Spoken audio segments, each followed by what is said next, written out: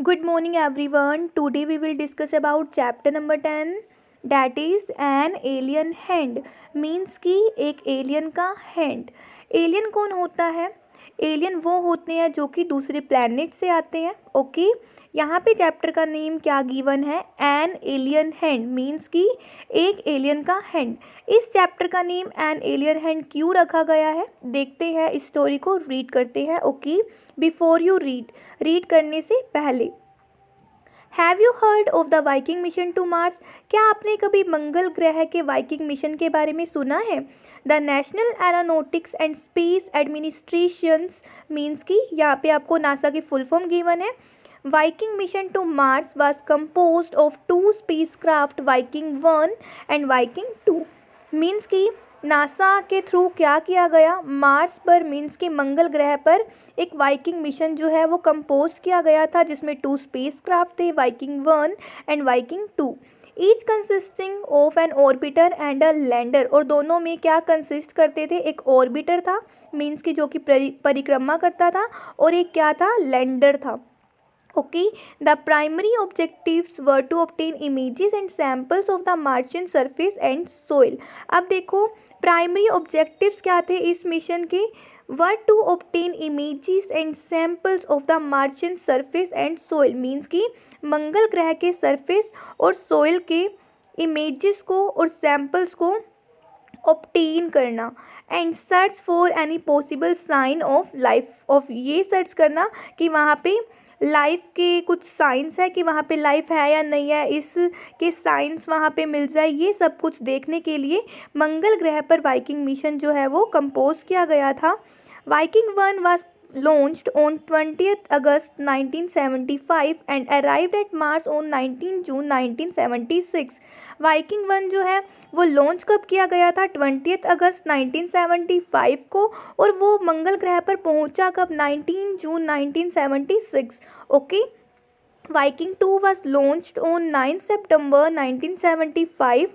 9 सितंबर 1975 को second Viking, means कि Viking 2 जो है लॉन्च किया गया, और उसने मार्स के ऑर्बिट पर एंटर कब किया? 7 अगस्त 1976. Okay, besides taking photographs and collecting other science data on the Martian surface. अब देखो, मार्शियन सरफेस पर फ़ोटोग्राफ्स लेने के अलावा और साइंस डाटा कलेक्ट किया उसने, फ़ोटोग्राफ्स ली, और इसके अलावा क्या किया? The two landers conducted. 2 landers ने क्या कंडक्ट किया? 3 बायोलॉजी एक्सपेरिमेंट्स वहाँ पे किए गए, to look for possible signs of life. ये देखने के लिए कि वहाँ पे लाइफ पॉसिबल है या नहीं है, कुछ साइन मिलते हैं या नहीं, ये फाइंड आउट करने के लिए ये सब कुछ किया गया था.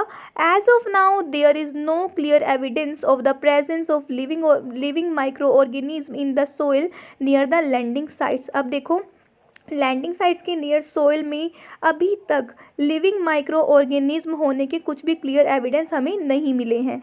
Okay, Tillu and his parents live beneath the surface of A planet under artificial conditions.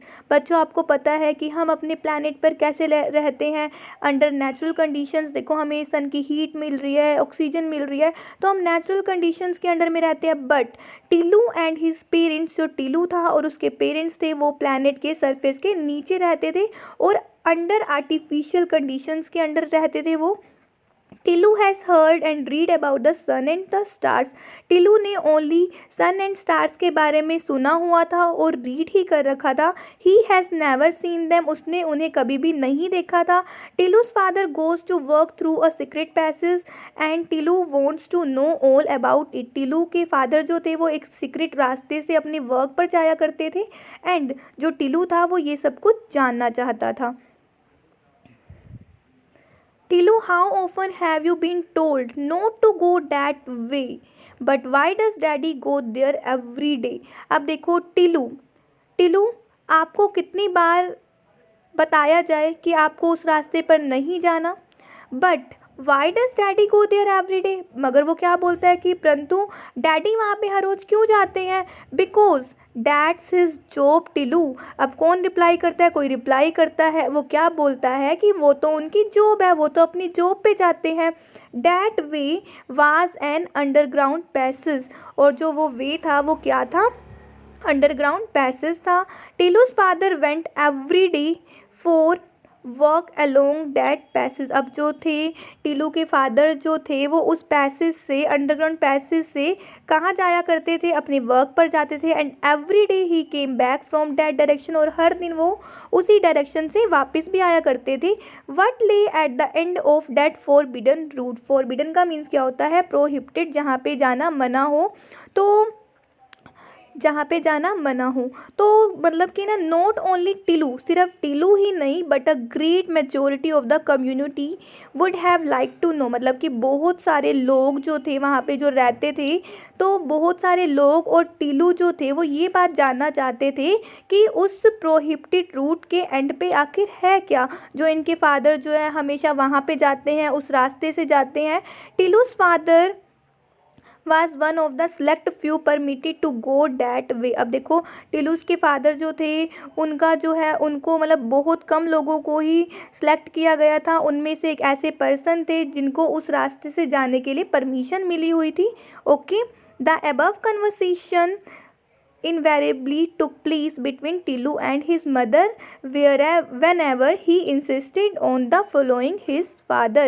अब देखो ये जो above कन्वर्सेशन है, जो भी हमने ऊपर कन्वर्सेशन पढ़ी है, ये अक्सर जो है took place between Tilu and his mother, ये जो है हमेशा टीलू और उसकी मदर के बीच में होती रहती है। whenever he insisted on following his father, जब वो अपने फादर को के पीछे पीछे जाने की जिद करता है, इस बात पे अड़ जाता है कि मुझे अपने फादर के साथ जाना है, फादर वहाँ पे क्यों जाते हैं।